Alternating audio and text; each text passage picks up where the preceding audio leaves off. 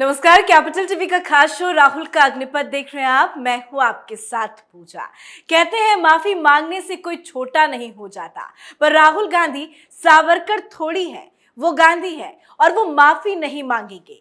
पर राहुल गांधी की यही जिद उन्हें जेल की सैर करा सकती है, क्योंकि कांग्रेस के युवराज राहुल गांधी को आज गुजरात के सेशन कोर्ट से बड़ा झटका लगा है। मोदी सर ने मानहानि मामले में राहुल गांधी की याचिका को कोर्ट ने चंद सेकंड में खारिज कर दिया।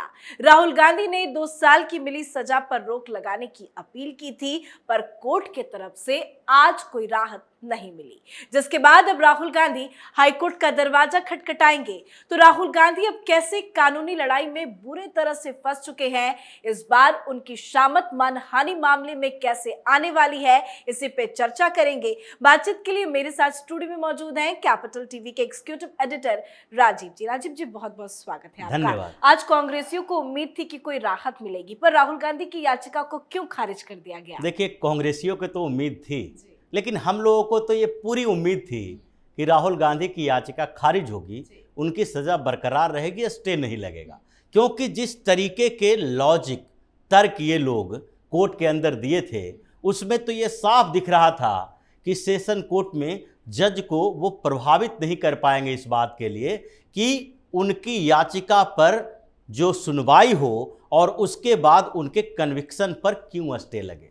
क्योंकि इसकी शुरुआत ही हुई थी इसी बात से कि ये जो कोर्ट के अंदर राहुल गांधी के वकील हैं, वो इस जिद पर अड़े हुए हैं कि इन लोगों ने जो हमारे ऊपर मुकदमा किया है वो पूरी तरीके से गलत है, और इससे राहुल गांधी को ऐसी क्षति होने वाली है जिससे कि सेशन कोर्ट के जज को बिल्कुल कन्विंस्ड हो जाना चाहिए।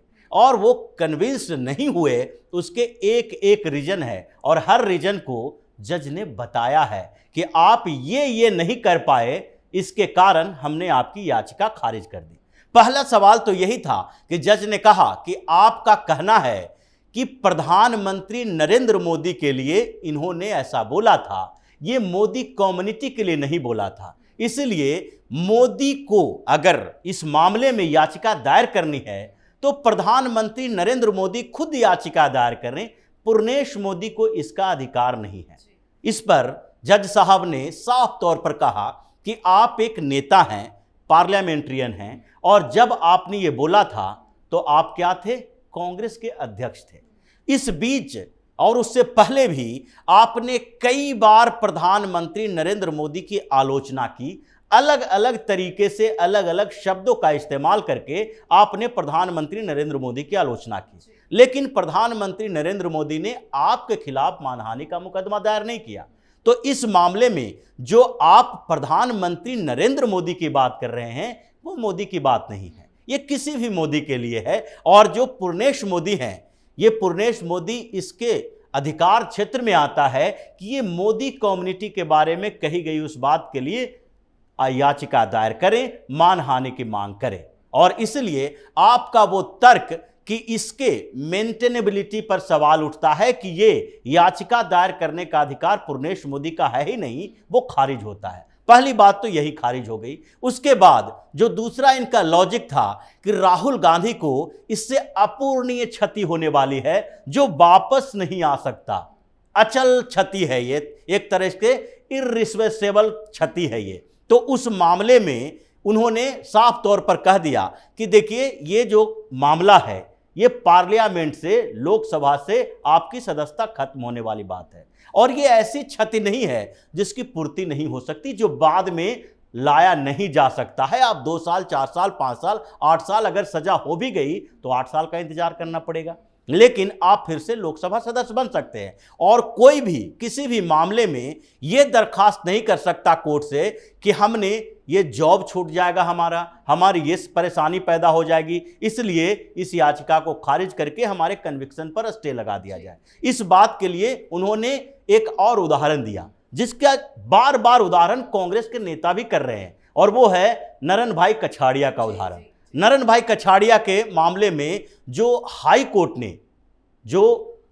कोर्ट में फैसला हुआ था, जो सस्पेंशन लागू किया गया था उनके कन्विक्शन पर, लेकिन स्टे लागू नहीं किया गया था, उसमें साफ तौर पर कहा गया है कि आप लोकसभा के सदस्य नहीं रहे अभी, लेकिन ये ऐसी क्षति नहीं है जिसके आधार पर आपके रोजगार छीनने के आधार पर, जॉब जाने के आधार पर हम आपको ये छूट दे दें कि आपने जो अपराध किया है उसकी सजा पर रोक लगा दी जाए। यह दूसरा मामला था जिसको खारिज कर दिया गया। तीसरी बात, इन लोगों ने जो लोअर कोर्ट है उसी के ऊपर सवाल उठा दिया था और इनका मानना था, जो बार बार ये दलील दे रहे थे कि जो राहुल गांधी के ऊपर फैसला आया है, ये फैसला लोअर कोर्ट ने जल्दीबाजी में ली है।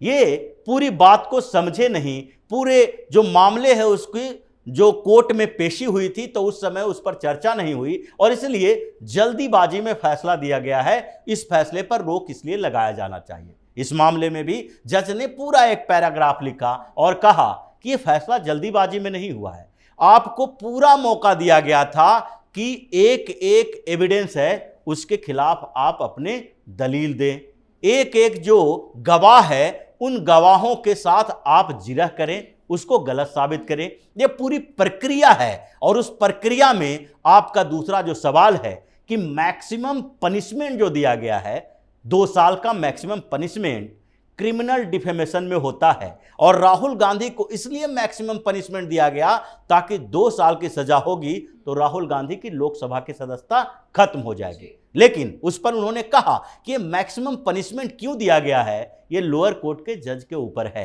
और ये कानून के हिसाब से है, कानून के बाहर नहीं है। लेकिन दूसरी बात यह है कि आपको मैक्सिमम पनिशमेंट इसलिए दिया गया कि आप एक सांसद हैं और सांसद होने के साथ जब आपने बोला था तो आप कांग्रेस जैसी पार्टी के अध्यक्ष थे और ऐसे में आपके एक एक शब्द जो होते हैं उसका लोगों के दिमाग पर असर होता है। आपने मोदी कम्युनिटी के बारे में कहा कि जितने चोर होते हैं उन सब का सरनेम मोदी क्यों होता है, तो अब इससे पूर्णेश मोदी को मैक्सिमम मानसिक प्रताड़ना हुई है। और पूर्णेश मोदी कौन है?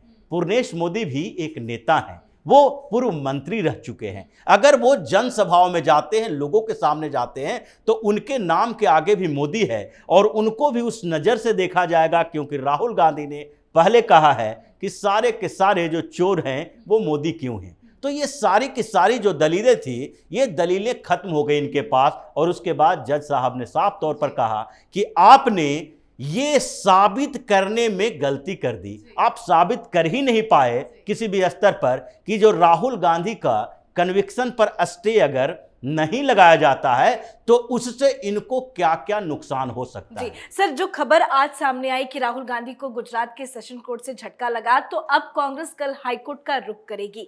जो आप दलीलें समझा रहे हैं, इन दलीलों के साथ अगर वो हाईकोर्ट पहुंचते हैं तो क्या आसान होगा राहुल गांधी को मुश्किलों से बाहर निकलना? देखिए, जिस तरीके से ये मामला है और ये मामला नरन भाई कछाड़िया के मामले से छोटा नहीं है, ये बड़ा मामला है और गुजरात हाई कोर्ट का हवाला दिया गया सेशन कोर्ट में भी। सेशन कोर्ट के जज ने भी उस प्रकरण का उदाहरण दिया है। तो इसमें यह तो लगता है कि राहुल गांधी जब हाई कोर्ट में जाएंगे और वहां भी इस तरीके की दलील देंगे और वहां ये कहेंगे कि लोअर कोर्ट में, मजिस्ट्रेट के कोर्ट में, उसके बाद सेशन कोर्ट में, दोनों में जो फैसला दिया गया है वो जल्दीबाजी में दिया गया।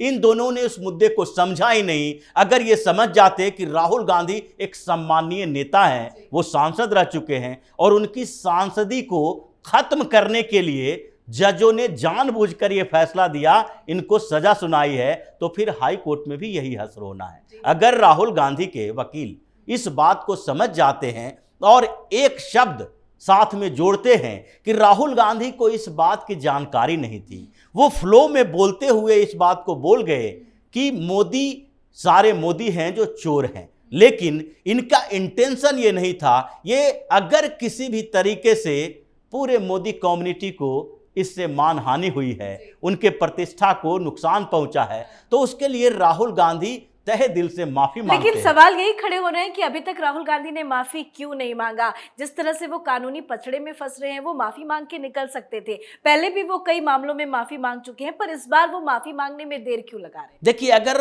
पूरे इनके अपील को देखा जाए तो उस अपील में इन्होंने माफी मांगी है, लेकिन डायरेक्ट माफी नहीं मांगी है।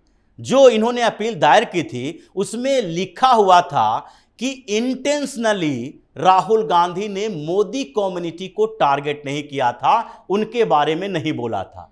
आदतन ये जो बातें कही गई है वो उसके अंदर कही गई है। अपील में इसने एफिडेविट में बोला था कि राहुल गांधी का इंटेंशन ऐसा नहीं था। वो तो प्रधानमंत्री नरेंद्र मोदी के खिलाफ बोल रहे थे कि उन्होंने इन लोगों को संरक्षण दिया, जिसके लिए इन लोगों ने पहले के भाषण का, यानी कि उसी जो भाषण में जिस शब्द को बोला गया था उससे पहले राहुल गांधी ने क्या कहा था, उसके बाद क्या कहा था, अखबारों में क्या है, मीडिया में क्या चल रही है, ये सारा फुटेज दिया था और उसमें एक तरह से ये माफी ही है। लेकिन एफिडेविट में आप बीच में माफी की इंटेंशन की बात कर दोगे, लेकिन सीधे तौर पर कोर्ट के सामने नहीं कहोगे कि हम ये गलत कर दिए हैं। अगर गलती हो भी गई है तो उसके लिए मुझे माफी दे दी जाए, इसमें इतनी बड़ी सजा नहीं दी जाए ताकि हमारा कैरियर बचा रहे। ये सारी चीजें नहीं कर पा रहे हैं तो हाई कोर्ट में भी यही असर होगा और हो सकता है इन्हें सुप्रीम कोर्ट जाना पड़े। जी, बहुत बहुत धन्यवाद समझाने के लिए। धन्यवाद। तो कांग्रेस के युवराज राहुल गांधी लगता है ये भूल गए हैं कि वो बेल पर रिहा है, कानूनी शिकंजा राहुल गांधी पर हावी है। वैसे राहुल गांधी हर बार उटपटांग बयान देते आए हैं, कई मानहानि के केस में भी फंस चुके हैं, पर मोदी सरनेम के केस में राहुल गांधी का बचना अब मुश्किल लग रहा है। आज कोर्ट से राहत नहीं मिली, अब देखना होगा हाईकोर्ट से राहुल गांधी को राहत मिलती है या फिर मिलेगा बड़ा झटका। पर जो दलीलें राहुल गांधी कोर्ट में दे रहे हैं उससे राहुल गांधी का बचना मुश्किल है। आप अपनी राय कमेंट करके जरूर लिखें। देखते रहिए कैपिटल टीवी। नमस्कार।